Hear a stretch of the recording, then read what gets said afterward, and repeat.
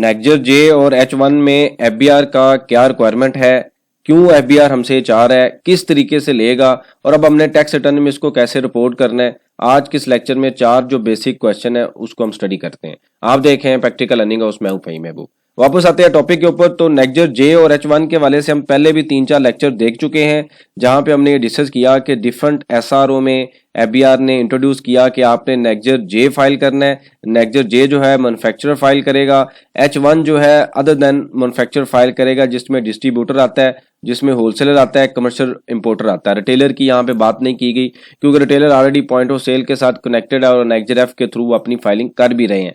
अब क्वेश्चन ये पैदा होता है कि FBR ये क्यों करना चाह रहा है, मतलब उसका क्या पर्पज है, what is the requirement of the FBR। अब होता क्या है कि एक टैक्स पेयर जो है वो अपनी tax return, annual tax return file करता है और उसमें वो जो स्टॉक है उसकी रिपोर्टिंग करता है। इसी तरीके से एक जो है सेल टैक्स रिटर्न फाइल हो रही होती है। जो टैक्स रिटर्न है इसका एक पीरियड होता है साल का और सेल टैक्स रिटर्न के 12 पीरियड होते हैं, मतलब एक साल में 12 बार हम टैक्स रिटर्न फाइल करते हैं। हर महीने को एक पीरियड कंसिडर किया जाता है। अब टैक्स रिटर्न में जो स्टॉक की वैल्यू आती है और जो सेल टैक्स रिटर्न पे कैलकुलेशन करने के बाद जो डिपार्टमेंट वैल्यू कैलकुलेट करता है उसमें एक मिसमैच आता है। यहाँ पे जो डिपार्टमेंट है टैक्स पे से इंक्वायर करता है कि भाई डिफरेंस क्यों है, उनको समझ नहीं आती। उनको लगता है कि यहाँ पे कुछ मसला है, कुछ प्रॉब्लम है, कुछ कॉस्ट को ज्यादा दिखाया जा रहा है, जीपी कम दिखाया जा रहा है, प्रॉफिट कम किया जा रहा है, जिसकी वजह से जो टैक्स पेयर है उसका प्रॉफिट कम होता है और FBR के लिए लॉस ऑफ रेवेन्यू है। अब इनको एक समझाने की जरूरत है कि भाई स्टॉक जो एनुअल टैक्स रिटर्न में आता है वहां पे ओवरहेड भी आ रहे होते हैं, वहां पे वेस्टेज भी होती है स्टॉक की, स्टॉक डैमेज भी होता है और इसके अलावा और भी काफी चीजें हैं, जैसे अनरजिस्टर्ड की परचेज है वो टैक्स रिटर्न में नहीं आती लेकिन एनुअल टैक्स रिटर्न में वो आती है।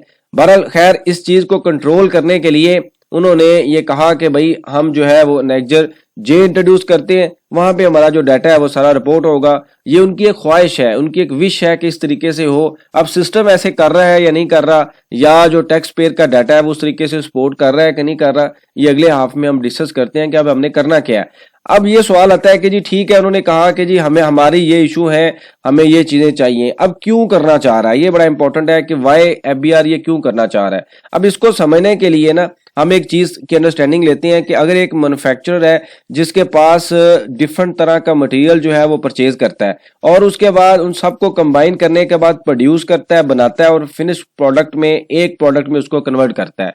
अब जो अगर आप नेक्जर जे का प्रॉपर थीम समझें तो वो क्या आता है, अगर मैं आपको नीचे यहाँ पे दिखाऊं तो यहाँ पे नेक्जर जे में वो ये कहता है कि आपने मुझे ओपनिंग स्टॉक देना है और जो क्वांटिटी आपने प्रोड्यूस की है, प्रोड्यूस की बात कर रहा है यहाँ पे, फिर क्वांटिटी कंज्यूम कितनी की है और फिर आता है जी क्लोजिंग स्टॉक। अब यहाँ पे जो ओपनिंग स्टॉक है वहां पे उस 3 चीजें वो रिक्वायर कर रहा है। नंबर 1 क्या है कि जो क्वांटिटी कितनी है उसकी, और क्वालिटेटिव में क्या होता है कि जो HS कोड आप ले रहे हैं क्या रेसिपी में वही यूज हो रहे हैं या अदर देन दैट यूज हो रहे हैं। जैसे आपको पता है कि अदर देन मैन्युफैक्चर के केस में HS कोड का एक एरर आता है। वो क्या एरर होता है कि अगर आप परचेज करते हैं फॉर एग्जांपल 1 2 3 4 जो कोड है और सेल करते हुए आपका कोड इससे डिफरेंट हो गया है तो आपको सिस्टम अलाउ नहीं करता, वो क्लोज कर देता है, वो कहता है जी आपका HS कोड डिफरेंट है। इसी तरीके से मैन्युफैक्चर के केस में वो आपकी रेसिपी को रिक्वायर कर रहा है। बेसिकली वो ये कह रहा है कि ये मटेरियल उन्होंने परचेज किया और ये तो आ गई उनकी क्वांटिटी और ओपनिंग बैलेंस में FG फिनिश गुड की क्वालिटी आप ले आएंगे कि इन सब को बनाने के बाद एक आपने प्रोडक्ट बनाई, आप फिनिश गुड में उसकी एक क्वांटिटी लिख देंगे। क्वालिटेटिव में ये आता है कि ये HS कोड जो बार बार ये यूज कर रहे हैं क्या उन्हीं को यूज करके ही FG प्रोडक्ट बन रही है, मतलब HS कोड रेसिपी के मुताबिक यूज हो रहे हैं। ये तो नहीं है कि एक महीने डिफरेंट HS कोड है, अगले महीने कुछ चेंज हो गई है। एक तो वो ये यहाँ पे जो उसकी रिक्वायरमेंट है वो अपनी रिक्वायरमेंट यहाँ पे उसको भी कंसीडर कर रहा है। उसके बाद क्या आता है वैल्यू, कि वो आपकी इसकी वैल्यू भी ले रहा है कि फिनिश प्रोडक्ट में जो चीज बन के आ रही है उसकी वैल्यू कितनी है। अब वैल्यू के अंदर जो है ना वो डिफरेंट तरह की चीजें आती हैं कि यहाँ पे तो जो वैल्यू आ सकती है वो वही वैल्यू आ सकती है जो स्टॉक से रिलेटेड है। एक्चुअल में क्या होता है, स्टॉक भी आ रहा होता है, उसमें जो है वो ओवरहेड भी आ रहे होते हैं, उसमें वेस्टेज भी आ रही होती है, उसमें जो है वो इसके अलावा जो डैमेजेस हैं वो भी आ रहे होते हैं, और स्टोर एंड स्पेयर भी आ रहे होते हैं। सारी चीजें आने के बाद एक प्रोडक्ट की कॉस्ट बनती है और उसके बाद जो है वो प्रोडक्ट की जो प्राइस है वो डिसाइड होती है। ये चीजें जो है इसको कंसीडर करनी चाहिए उनको। और यहाँ पे अगर हम देखें तो जो वैल्यू आएगी वो भी वैल्यू ठीक नहीं आएगी, क्योंकि स्टॉक जमा इस वैल्यू को करेंगे तो एक फाइनल कॉस्ट निकलती है जो कि प्रोडक्ट की कॉस्ट है, और यहाँ पे जो मैन्युफैक्चरर है सेलिंग प्राइस डिसाइड करता है और उसके बाद उसकी कॉस्ट आती है, फिर उसका जो है वो जीपी आता है। फिर कभी किसी लेक्चर में मैं किसी एक लिस्टेड कंपनीज के हम काउंट्स जो है वो भी डिस्कस कर लेंगे कि उसमें कितनी तरह की चीजें आती हैं जो टैक्स रिटर्न में नहीं आ रही। तो ये उनका पर्पज है कि हम कंट्रोल करें कि जो जीपी आ रहा है क्या वो जीपी सेल टैक्स रिटर्न के साथ मैच हो रहा है कि नहीं हो रहा। ये उनकी एक विश लिस्ट है। दोबारा मैं ये कह रहा हूं कि एक विश लिस्ट है, क्या ये पूरी होगी कि नहीं होगी। आने वाले दिनों में हमें इसके ऊपर मजीद अंदाजा होगा। अगर सिस्टम प्रूव होगा तो ये होगा, अदरवाइज जो है वो शायद ना हो सके, क्योंकि जो सिस्टम अभी चल रहा है उसके मुताबिक तो ये चीजें पूरी नहीं हो सकती। अब आता है क्वेश्चन के भाई अब हमें क्या करना चाहिए, ये बड़ा इंपॉर्टेंट है। हाउ देखें, जब नया सिस्टम आया था आईआरएस का, ये मेरे ख्याल में दिसंबर 2021 की बात है, जब आईआरएस पे हमने टैक्स रिटर्न फाइल करना शुरू की तो उसमें बेशुमार इश्यूज आए और टाइम के साथ साथ एफबीआर ने उसको रिजॉल्व भी किया। इसी तरीके से अभी भी जो आईआरएस में हम टैक्स रिटर्न फाइल करते हैं उसमें एक्चुअल में जो हम टैक्स कैलकुलेट करते हैं और जो सिस्टम दिखाता है उन दोनों में डिफरेंस आता है। और टाइम के साथ साथ ये अक्सर ये कहते हैं कि जी हमने आईआरएस का नया वर्जन लॉन्च कर दिया है फॉर्म का, वो इसी वजह से किया जाता है क्योंकि एक तो सिक्योरिटी को इंप्रूव कर रहे होते हैं, दूसरा कुछ जो इश्यूज है वो भी रिजॉल्व हो रहे होते हैं। अब मसला यह है कि अब ये जो नेक्जर जे है और जो नेक्जर H1 है, ये एक नया जो है नेक्जर ऐड किया गया है। अब टाइम के साथ साथ इसमें इंप्रूवमेंट आएंगी और आती रहेंगी। ऑब्वियसली ये जैसे जैसे चीजें रिपोर्ट होंगी, टैक्स रिटर्न फाइल नहीं होंगी, लेट होंगी, डाटा सही तरीके से नहीं आएगा, रिपोर्टिंग होगी, उसके बाद ये चीजें रिजॉल्व होंगी। अब हमें क्या करना चाहिए, हमें ये करना चाहिए, अब हम क्या करते हैं कि हम एक साइड पे जो सेल टैक्स की रिटर्न है वो फाइल करते हैं, एक सिंपल सेल रजिस्टर्ड बनाते हैं और उस डाटे को क्लोज कर देते हैं। स्टॉक हमारा कहां से आ रहा है, किधर जा रहा है, इतनी डिटेल में हम डाटा नहीं बनाते, क्योंकि हमें पता होता है कि हमने वहां से चीजें परचेज की हैं, यहाँ पे सेल कर दी हैं। अब एफबीआर के मुताबिक ये है कि अब हमें रियल टाइम इसकी रिक्वायरमेंट यानी कि मेंटेन करनी पड़ेगी, काउंटिंग करनी पड़ेगी, अदरवाइज हमारा एक मिसमैच आएगा, डिफरेंस आना शुरू हो जाएगा। और ये समझ लें कि अब हमें डेली काउंटिंग करनी पड़ेगी, मतलब जो चीजें आप रिपोर्ट कर रहे हैं टैक्स रिटर्न में उसकी आपको काउंटिंग बनानी है, उसकी सही तरीके से जो लॉजिक है वो फॉलो करने हैं। अगर आप वो फॉलो करेंगे तो आपकी जो स्टॉक स्टेटमेंट बनेगी, जो लूप होल थे वो ऑब्वियसली अब आस्ता आस्ता उसको कवर करने की कोशिश की जा रही है। अब इसमें क्वेश्चन है कि जो एक स्मॉल ट्रेडर है, डिस्ट्रीब्यूटर है, होलसेलर है, कमर्शियल इंपोर्टर है, जिसके पास इतने रिसोर्सेज नहीं है, वो कैसे करेगा। बहरहाल ये क्वेश्चन अभी उधर ही है। हो सकता है आने वाले दिनों में इस फॉर्म को मजीद इजी कर दिया जाए जो कि टैक्स पेयर के लिए मजीद बेनिफिशियल हो। अब एफबीआर को क्या करना चाहिए, देखें जो एफबीआर में एक प्राल की टीम है जो कि आईटी से रिलेटेड जो काम है वो करती है। इनको डाटा कहां से आता है, जो पॉलिसी डिपार्टमेंट है उनकी तरफ से डाटा आता है कि ये पॉलिसी बन गई है, आईआरएस के अंदर आप इसको अपडेट कर दें।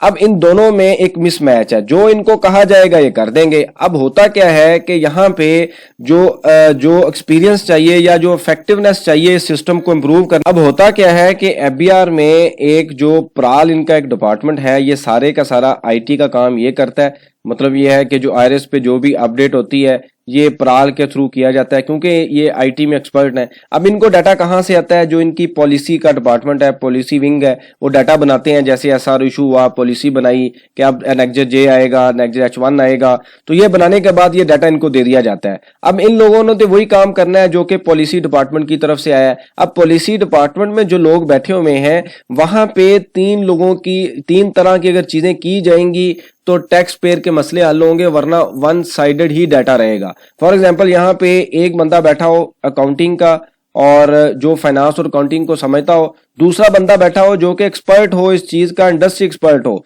जो चीजें प्रेजेंट करे, क्योंकि अकाउंटिंग और फाइनेंस का होना काफी नहीं है। सम टाइम एजुकेशन होती है लेकिन प्रैक्टिकल एक्सपीरियंस नहीं है। तो ये बंदा जो है प्रैक्टिकल एक्सपीरियंस के साथ बताए, गाइड करे, ऐड करे, कंट्रीब्यूट करे कि इन चीजों को इस तरीके से किया जाएगा। और यहाँ पे बंदा होगा आईटी का, के साथ साथ वो भी अपना इनपुट दे कि क्या ये हो सकता है कि नहीं हो सकता। जब ये तीन लोग बैठ के कोई काम करेंगे तो टैक्स पेयर का कोई मसला हल हो सकता है, वरना यही होगा कि एक तरफ से पॉलिसी दे दी जाएगी और सारा जितनी भी टैक्स रिटर्न है पूरे पाकिस्तान में उसी तरीके से ब्लॉक होंगी। टैक्स पेयर आपस में इस तरह से सोशल मीडिया से, यूट्यूब से आपस में डिस्कस करके जिस तरह उनको समझ आएगी टैक्स रिटर्न फाइल करते जाएंगे। ये कोई सोल्यूशन नहीं है, क्योंकि अगर कोई टैक्स रिटर्न गलत फाइल करेगा, डाटा रिपोर्ट नहीं करेगा, बाद में एफबीआर का डिपार्टमेंट जो है वो एक्टिव हो जाएगा और कहेगा जी आपने डाटा सही रिपोर्ट नहीं किया, आपने फलान एसआरओ की जो रिपोर्टिंग नहीं रिपोर्ट की, लिहाजा आप जो है इसके ऊपर डिफॉल्ट से चार्ज भी दें और पेनल्टी भी दें। लेकिन बिल्कुल ठीक बात नहीं है, क्योंकि जब तक के चीजें, हम एक डेवलपिंग इकोनॉमी में है, मतलब ये चीजें हम सीख भी रहे होते हैं और ये चीज भी ऐसी है कि इनकी तरफ से नई चीजें आती हैं, कोई ट्रेनिंग प्रोवाइड नहीं की जाती। वन फाइन डे रात को में एसआरओ रिसीव होता है और कहा जाता है जी इस डेट को आप ये काम कर लें। इस तरीके से ऑब्वियसली गलतियां तो होंगी जब तक कि प्रॉपर इनकी तरफ से ट्रेनिंग आए। जो बंदा ये पॉलिसी बनाता है इसको चाहिए कि वो ऑनलाइन किसी वीडियो में किसी जगह पे आके बताए कि हमने क्यों किया है। ये टैक्स पेयर सारे आपस में कनेक्ट होने के बाद डाटा गैदर करते हैं और अज्यूम करते हैं कि इनका मकसद ये होगा, और समटाइम वो चीजें मैच होती हैं, समटाइम मैच नहीं होती। तो एक विश लिस्ट पे काम किया जा रहा होता है जो कि नहीं करना चाहिए। बहरहाल खैर, ये अभी फ्यूचर में हो सकता है कि इसको मजीद जो है अपडेट किया जाए। अब क्वेश्चन ये आता है कि हमने टैक्स रिटर्न फाइल करनी है कि नहीं करनी। देखिए, मैं अगर अपना एक्सपीरियंस आपको बताऊं तो अभी तक हम जो है वो नेक्स्ट जे फाइल नहीं कर रहे। बड़े बड़े मैन्युफैक्चरर में भी, सिंपल मार्च की रिटर्न में भी हमने जो है वो ये उनको भेज दिया था लेटर, और अप्रैल में भी अभी हम भेज रहे हैं कि जब एक चीजें ठीक नहीं है, ओपनिंग स्टॉक ही हमारा ठीक नहीं आ रहा या क्लोजिंग स्टॉक ही नहीं आ रहा, या तो ये करें ना कि ओपनिंग स्टॉक है प्लस इसमें जो क्वांटिटी प्रोड्यूस हुई है माइनस कंजम्पशन है is equal to closing stock है। तो ये कह दें कि जी ये जो क्लोजिंग स्टॉक की फिगर है ना, ये फार्मूला जो है ये आप खुद अपडेट कर लें, ये सिस्टम ऑटो कैलकुलेट नहीं करेगा कि अगर आपको यही चाहिए, अगर आपकी यही ख्वाहिश है, तो ये भी नहीं कर रहे। तो जब हम इसमें चीजें रिपोर्ट करेंगे, या ना तो वो ग्रॉस प्रॉफिट होगा ना वो ग्रॉस लॉस होगा। तो जब डाटा है ही नहीं ठीक, बजाय कि हम गलत डाटा रिपोर्ट करने के बाद उसकी जस्टिफिकेशन दें कि आपके सिस्टम की गलती है, हम उसको रिपोर्ट ही नहीं करते और साथ ये लेटर उनको एक्नॉलेज करवा देते हैं कि अगर फ्यूचर में कोई मसला आए तो हम उनको कहेंगे भाई हमने तो टाइम से इन्फॉर्म किया हुआ है आपको। बहरहाल ये जो डिपार्टमेंट है इस तरीके से चीजें नहीं समझता। ये जब ऑर्डर करने पे आता है तो वो ये कर देता है। अब एक टैक्स पेयर, आम टैक्स पेयर है जिसके पास इतने रिसोर्सेज नहीं है, टाइम नहीं है, या इतने वो कॉस्ट नहीं लगा सकता, वो आगे कहाँ जाएगा, वो बेचारा फंस जाएगा। लेकिन जो बड़ा कॉर्पोरेट सेक्टर है, बड़े बिजनेस हैं, वो आगे जा सकते हैं। उनके पास लोग भी होते हैं जो टैक्स को मैनेज कर रहे होते हैं, लॉयर भी होते हैं, कंसल्टेंट भी होते हैं, तो मैनेज कर सकते हैं। तो ये चीज बिल्कुल ठीक नहीं है, ये टैक्स पेयर के लिए मजीद परेशानी आती है। और जो कई हमने देखा है कि अक्सर टैक्स पेयर हैं वो ये कहते हैं जी हमें टैक्स रिटर्न फाइल ही नहीं करनी चाहिए, इतने मसले हमें तो समझ नहीं आ रही, पहले हमने बड़ी मुश्किल से आरएस को समझा, अब नई नई चीजें आ गई हैं। तो इसके ऊपर प्रॉपर एक एफबीआर की तरफ से ऑफिशियल जब भी कोई डॉक्यूमेंट आए ट्रेनिंग होनी चाहिए। और ये जो मैंने आपको बताया कि जो रेलिवेंट चेंजिंग है उसके रेलिवेंट लोग जब तक बैठ के वो काम नहीं करेंगे तब तक इस तरह मसले आते रहेंगे, जो कि अभी हम फेस कर भी रहे हैं। जब एक बंदे को आपने ऐड ही नहीं किया, दफ्तर बैठे हुए आपने कहा ओपनिंग स्टॉक है, परचेज है, क्लोजिंग स्टॉक है, कंजम्पशन है, ये बिल्कुल ट्रांसपेरेंट चीजें आ रही हो फिर ऐसी चीजें होती हैं। लेकिन अगर ट्रांसपेरेंट चीजें, बिजनेस में तो अप डाउन आते रहते हैं, कभी स्टॉक रिटर्न होता है, डैमेजेस होता है, वेस्टेज होता है, ओवरहेड ज्यादा हो जाते हैं, काफी चीजें आती हैं, स्टोर एंड स्पेस ज्यादा हो जाता है, कोई आग लग जाती है किसी जो स्टॉक पे, तो वो सारी चीजें कहाँ जाएंगी, उसकी तो कहीं पे भी इस पूरे फार्म में प्रोविजन अवेलेबल नहीं है। और बिजनेस करते हुए ये चीजें नॉर्मल है कि ऐसा नहीं होता कि अब सारी चीजें आपकी स्मूथ चल रही होती हैं, अप डाउन आते रहते हैं, इंडस्ट्री का इशू आ जाता है, सीजनल फैक्टर आ जाता है, स्टॉक महंगा हो जाता है, इन्फ्लेशन आ जाता है, काफी चीजें आती हैं, सेल कम हो जाती है। तो उन सारी चीजों को काउंट फॉर करना चाहिए, जो कि अनफॉर्चुनेटली अभी तक काउंट फॉर नहीं किया गया, जिसकी वजह से टैक्स पेयर को प्रॉब्लम आ रही है। तो मैं अभी भी यही सजेशन देता हूं कि गलत फाइल करने से बेहतर है कि इस लेटर को अटैच किया जाए। बाकी ये मेरा ओपिनियन है, बाकी आप अगर इनसे बेहतर कोई चीजें समझते हैं तो आप लाजमी शेयर करें और आप उसको भी फॉलो कर सकते हैं। लेकिन मैं अपना अगर आपको बताऊं तो हम ये फाइल नहीं कर रहे। आपके पास कोई भी सजेशन हो, क्वेश्चन हो, मेंशन कीजिए, इसके ऊपर हम डिस्कशन करेंगे ताकि जो लर्निंग का प्रोसेस है कंटिन्यू रहे। बहुत शुक्रिया, जज़ाकल्लाह।